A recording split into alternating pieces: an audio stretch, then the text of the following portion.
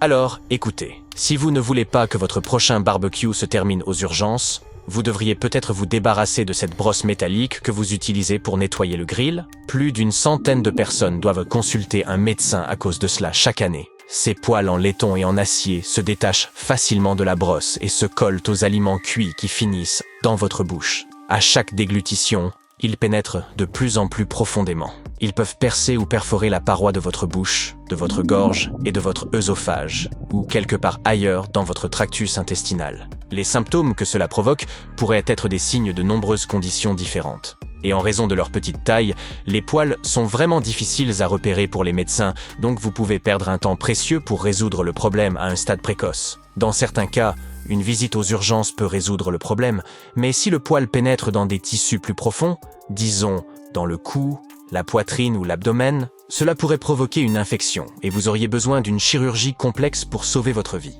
C'était le cas pour une dame de 63 ans dans le Michigan. Elle mangeait un hot-dog grillé par son mari et elle a senti que quelque chose n'allait pas dès la première bouchée. Elle pouvait à peine avaler la nourriture à cause d'un mal de gorge extrêmement douloureux et a dû consulter des médecins pour obtenir de l'aide. Ils l'ont renvoyée chez elle après un examen, mais les symptômes n'ont fait qu'empirer. Un scanner plusieurs mois plus tard a révélé que le problème était un minuscule objet métallique qui ressemblait à un cheveu au fond de sa gorge. Les médecins ont pu l'enlever lors d'une intervention chirurgicale. Alors, pour jouer la carte de la sécurité, prenez bien soin de votre brosse métallique et inspectez-la avant de mettre des aliments dessus. Si vous voyez des poils métalliques détachés ou pendants, débarrassez-vous-en. Si cela vous semble trop de travail, jetez simplement la brosse. Il existe des alternatives sûres, comme les spatules en bois, la pierre ponce, les brosses en nylon ou les nettoyants pour grillades liquides. Vous pouvez également rouler un morceau de papier aluminium en boule et utiliser des pinces de barbecue pour le tenir pendant que vous frottez vos grilles de barbecue sales. Les pros de la cuisine disent qu'un oignon coupé en deux peut aussi faire l'affaire. La chenille, qui est arrivée à votre fête barbecue en tant qu'invité non invité, peut sembler mignonne et inoffensive, mais elles ne sont pas toutes sûres à manipuler. Il existe plusieurs types de chenilles venimeuses, rien qu'aux États-Unis, qui peuvent vous causer des ennuis.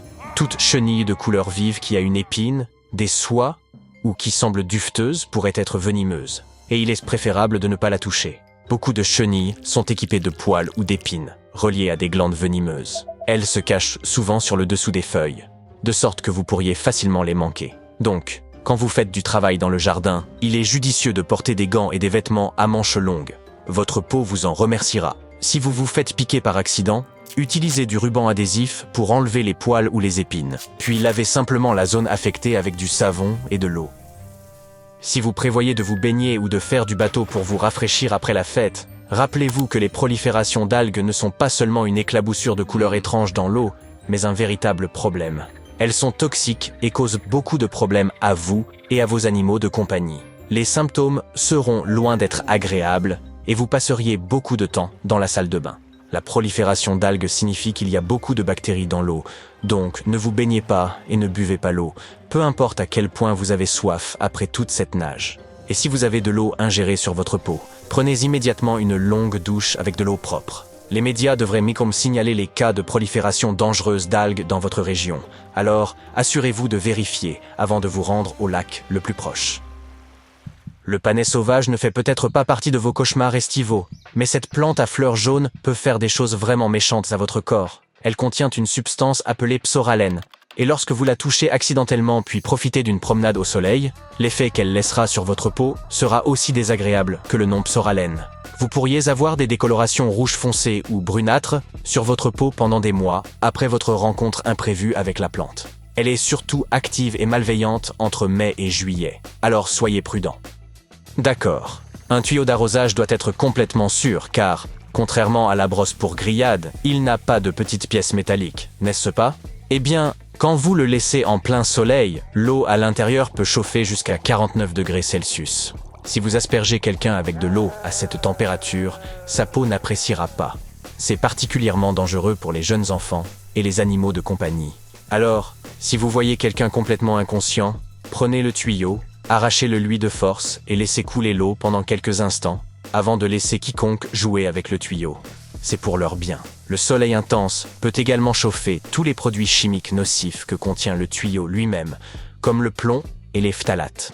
Alors, vérifiez de quoi le vôtre est fait et remplacez-le par une version plus sûre portant l'étiquette sans plomb ou sûr pour l'eau potable si vous prévoyez d'utiliser l'eau pour boire ou jouer. Et si vous avez déjà une version sûre mais que vous sentez soudainement une odeur terrible, il pourrait s'agir des algues et des bactéries qui adorent l'eau stagnante. Si elle entre en contact avec votre peau ou si vous l'avalez par accident, vous pourriez avoir de sérieux problèmes de santé. Le mieux que vous puissiez faire est de remplacer le tuyau. Et oui, assurez-vous de le garder dans un endroit frais et ombragé et de bien le vider après chaque utilisation. Vous n'êtes jamais trop vieux pour aimer les trampolines, mais le trampoline pourrait ne pas vous rendre l'appareil et vous causer une blessure à la colonne vertébrale ou des fractures. Près de 100 000 blessures de ce genre se produisent chaque année chez les jeunes utilisateurs, car il est très facile d'en tomber ou d'atterrir de la pire manière possible lors d'une culbute ou d'une figure. Le risque le plus élevé de problème avec les trampolines survient lorsque plusieurs personnes utilisent cet appareil amusant en même temps. Près de 75% de tous les accidents de trampoline se produisent lorsque deux jeunes sautants entrent en collision. Et non, un filet ou un rembourrage ne peut pas vraiment sauver la situation. Si vous voulez assurer la sécurité, veillez à ce qu'il n'y ait toujours qu'une seule personne à la fois sur le trampoline. Vous devrez installer des coussinets amortisseurs qui couvrent complètement le cadre métallique, les ressorts et les crochets du trampoline. Si vous voyez des signes indiquant que le rembourrage est trop vieux, comme des déchirures et des effilochages, vous devez le remplacer immédiatement. Assurez-vous que le trampoline se trouve sur un sol plat et qu'il n'est pas trop près d'autres structures et des arbres.